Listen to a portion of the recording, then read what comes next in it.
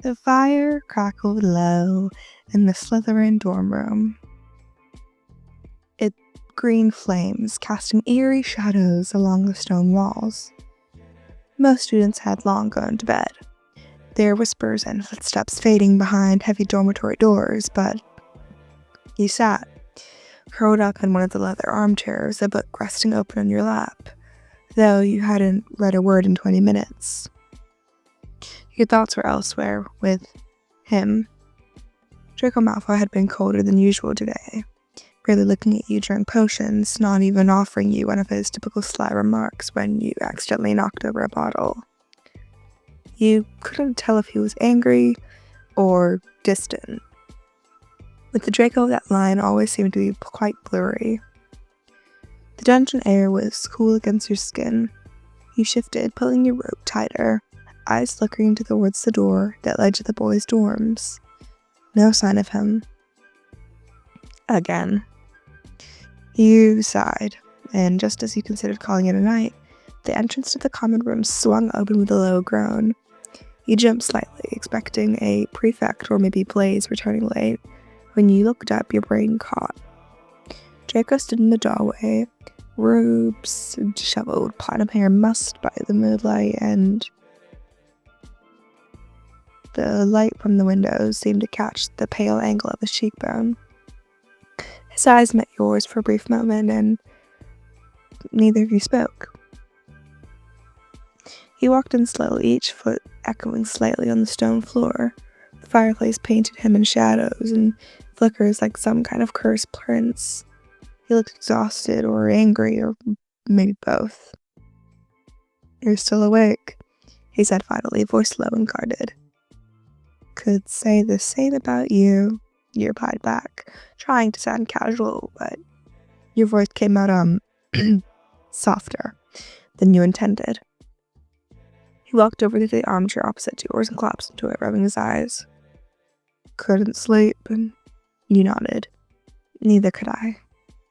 Another beat of silence stretched between you, filled only by the crackling of the fire and the distant gurgle of the black lake outside. "What's, going on with you?" you asked at last, not unkindly. "You've been off?" He glanced at you sharply, like a cornered creature trying not to show its wounds. "Nothing's going on." "Draco." He exhaled sharp and frustrated, like the sound it scraped against his ribs on the way out. "You wouldn't understand." You sighed. "Try me." For a moment he started to stare into the fire. The green glow danced, and his irises, and something about the way he twisted and turned screamed of anxiety. You knew that look before. You'd seen it on his faces, like before exams or Quidditch matches, but this was different. This was deeper. "I'm under a lot of pressure," he said finally, voice just above a whisper. "My father, the Dark Lord, there's many things I can't say." Your heart clenched. You had suspected something darker was going on with him, but hearing him even hint at it made the air around you feel heavier. "I don't care about any of that," you said quietly. "I just want you to be okay." He looked at you. Truly looked at you. His eyes softened for a moment as your words seemed to crack a tiny hole in the walls he'd built so carefully.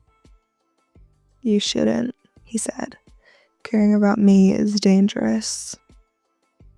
You stood and crossed the space between you before you could second-guess yourself. You sat on the floor and beside his chair, looking up at him. "Maybe I like a little danger." He gave a breath, something like a laugh, bitter and hollow. "You're bloody mental." You smiled faintly. "Takes one to know one." Another silence fell. But this one was different, thicker, charged. You could feel the tension practically radiating off of him, all knotted up in his shoulders, his clenched fists. You wanted to touch him, to unravel him gently, to take him away like pulling a thread from a tangled skein. But you didn't. Not yet. I don't want to drag you into whatever this is, he said finally. Whatever this is between us. I'm already in it, you replied. Have been for kind of a while. He flinched like you'd struck him. You shouldn't be. But I am. His jaw worked for a moment, trying to grind away the emotion building behind it. You're not afraid of what I am. You're still Draco to me.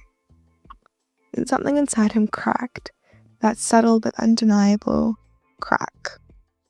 His shoulders sagged slightly and the edge of his mask slipping. I don't know how to be soft with you, he confessed. I don't know how to say what I would like to say without ruining it. You reached up, hand resting lightly on his, and he didn't pull away. After a long pause, he turned his palm to yours, fingers thudding with cautious gentleness. It felt like a truce, like a secret promise spoken in the quiet between the heartbeats. You're too good for me, he murmured. You leaned your head against his knee, eyes half-lidded from the warmth of the fire, but I chose you anyway. Draco said nothing, but you felt his other hand come to rest gently in your hair, fingers ghosting through the strands. For someone who claimed to not know how to be soft, he was doing a rather good job. And it was the first time in days that you both breathed easily. The fire burned lower, casting the long shadows over the dungeon walls.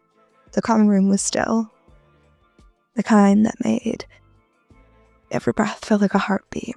You stayed curled at Draco's side, his fingers tangled loosely in your hair and his other hand entwined with yours.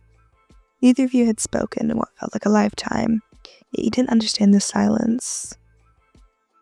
It didn't enrage you, but it didn't calm you either. But that fragile stillness was short-lived.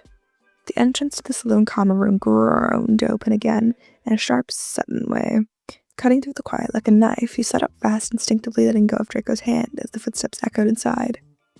His posture changed in an instant, his spine straightened in his hands, letting go, his face finding that hardening back into something more familiar.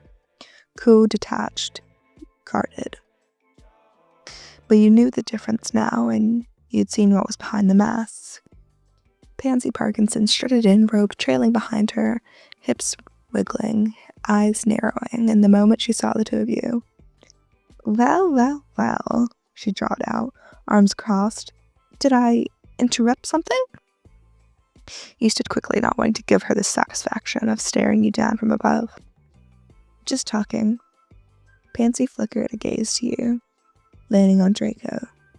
Really? At 2 a.m? She asked, her voice sickly sweet and poisonous. I didn't know you were the chatty type these days, Draco.